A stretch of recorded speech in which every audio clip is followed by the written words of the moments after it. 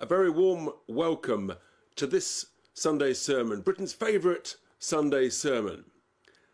And what a week we've had amongst all the political chaos and noise, the anxiety, the fury about the latest immigration numbers, the calm, reassuring presence of the top people in the Home Office, in front of the Home Office Select Committee. Just imagine for a moment, though, that you're the managing director of a division of a big company, you've had a few problems, things are not going very well, and you've been hauled up to see the directors and the shareholders of the business, frankly, to explain yourself, to explain what's going wrong, how you're going to put it right. Surely you're going to do a bit of work, a bit of preparation, you're going to gen up on all the answers, you're going to come up with some reassuring solutions, you'll bring some people with you to help you with some numbers and things, but you are going to be well briefed because you know that, frankly, if you don't perform, if you don't give some confidence to your directors, to your shareholders, then you're going to be held accountable. You could be fired. You could be literally out on your arse for incompetence, for negligence, for failing to do your job properly. That's in the real world. Yes, the world of the private sector that has to perform or fails. Surely it should be the same in the public sector. I mean, after all, we the taxpayer are their customer. And the elected representatives, the ministers, the Secretary of State, are the equivalent of their directors. And we, the taxpayers, are the shareholders, represented by MPs, for example, on this Home Office Select Committee.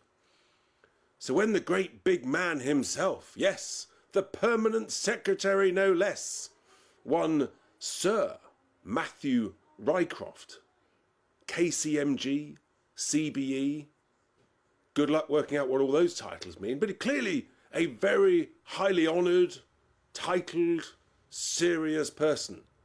He comes along with his deputy and no less than six officials to help him. And you would think that he'd be well briefed because, yes, there's been a bit of a crisis. There's the small boats crisis, illegal asylum seekers. There's the Rwanda crisis. There's a huge backlog of over 150,000 asylum applications. All of this stuff. And then there's the huge surge, the trebling from the 2019 manifesto commitment, the trebling of the numbers arriving lawfully on a net basis of lawful immigration. There's plenty of anxiety. You'd want to have the answers at your fingertips. Do your homework. Be prepared. Because guess what? Some of those MPs on that select committee, they're probably going to ask one or two a little bit tricksy, difficult questions. Yes. Why? Because they've got some furious constituents who feel that they've been completely and utterly led up the garden path, misled at best, lied to at worst by a government that promised to reduce immigration and has yet deliberately seen it go through the roof. So if you're the boss of the Home Office, the permanent secretary, you're a knight of the realm, all sorts of letters after your name. You want to be seen as someone who's competent, who's on it, who recognises something's not gone quite right, but don't worry, sirs. I've got all the answers. This is the solution. This is how I can reassure you. This is how we're going to put it right. So we had the scene this week. The scene was set. The angry MPs on behalf of their furious constituents. If you haven't seen this clip or these clips of the Home Office Select Committee grilling Sir Matthew Rycroft, KCMG, CBE no less, please take a look. It's extraordinary. It's absolutely shocking. Here is a man with all these crises within the Home Office regarding illegal immigration and indeed lawful immigration. And yet he sits there, arrogant, complacent, surprised that the MPs might ask him some tricky questions. Not a single figure to his fingertips or usable. Utterly unable to answer any single questions posed by the MPs. One MP asked a relatively straightforward question, you might expect. How many people whose asylum applications have been rejected in the last week, month, 6 months, year, 3 years, how many have actually been deported, have been sent home because their application has been rejected?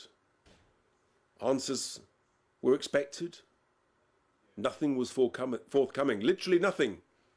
The Permanent Secretary looked to the Deputy Permanent Secretary to his right. The Deputy Permanent Secretary looked at the 6 officials in the row behind. They all looked at their files and their papers, and they shuffled and they shuffled and they squirmed and they wriggled. Nothing, absolutely nothing was forthcoming. 0 answers. No idea whatsoever. Another MP thought that he'd perhaps ask, how was it going in terms of processing the applications, and what happens if someone is processed, or what happens if they might be lost, for example? And it turned out, extraordinarily, that the Deputy Permanent Secretary confirmed, he did have a figure to his fingertips, that over 17,000 asylum seekers who had submitted applications had then not turned up. On Zoom, by the way, they don't actually have to turn up, had not turned up on Zoom for their interview. You might assume that someone might check. Where are they? Are you okay? Why were you late? Shall we rearrange the meeting? No. Just been literally abandoned. They've just put a line through the application, and those people have all disappeared. That's 1 in 10 of the backlog. 17,000 applications disappeared. Just struck off. So when you hear the government ministers say, we've got the backlog down, we're doing really well, what a load of absolute tripe, gibberish and garbage, for heaven's sake. The truth is, they've lost them. They are just milling around the United Kingdom. We've no idea who they are. We've no idea where they've come from. We've no idea what criminality they may or may not have been involved with. We've no idea whether or not they had any terrorist background whatsoever. And we don't know how they're working. They haven't got national insurance numbers. So you can assume that they are operating in the black market for cash, depressing the wages of tax-paying British citizens. This is an absolute scandal exposed in an arrogant, entitled, complacent, surprised way by the bosses of the Home Office. If you thought that was bad, those 2 things, just try this. Because another of the MPs on the committee asked, well, how much money is still being sent to Rwanda, given that we've already sent 140 million quid of money, pounds, shillings and pence, but we don't seem to have sent any asylum seekers. We're not allowed to, apparently, according to the Supreme Court. Well, here was interesting, because the Permanent Secretary admitted that he knew the answer. Oh yes, this was good news. Encouraging, no less. He knew the answer. That actually, not only have we sent 140 million quid, we were still sending them money. We're still sending them money. You might ask, what for? We haven't sent them any migrants. What do they need more cash for? Well, we don't know. He knows how much money this year is being sent, but he wouldn't answer. He wouldn't give the MPs the answer. No, he said, you'll just have to wait your turn. You pesky MPs, on behalf of you troublesome constituents who pay my salaries through your taxes, you'll have to jolly well wait until the middle of next year when we produce the accounts. And there, if you dig around, probably at about page 150 of the Home Office accounts, you might find the answer. I know the answer, but I'm not going to tell you because you don't deserve to be told now, even though you pay my wages. And I'm here at a committee to answer questions in a transparent, accountable way. What a damn outrage. Utterly, utterly absurd. Here's the thing. Anybody that had behaved like that in the private sector would have been out on their arse, out on their ear, fired that day or the next day by the chief exec and certainly demanded to be fired by the shareholders. If I was in charge of the Home Office, that bloke, in fact the pair of them, would be fired the same week for utter gross incompetence and negligence.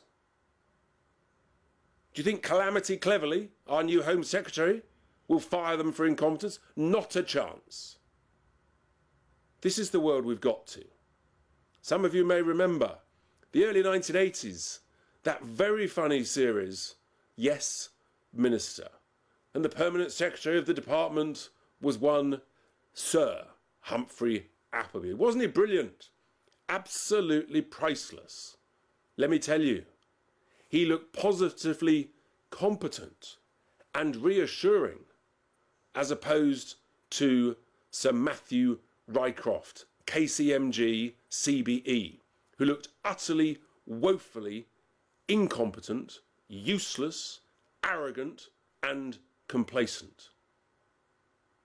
There's no question in my mind.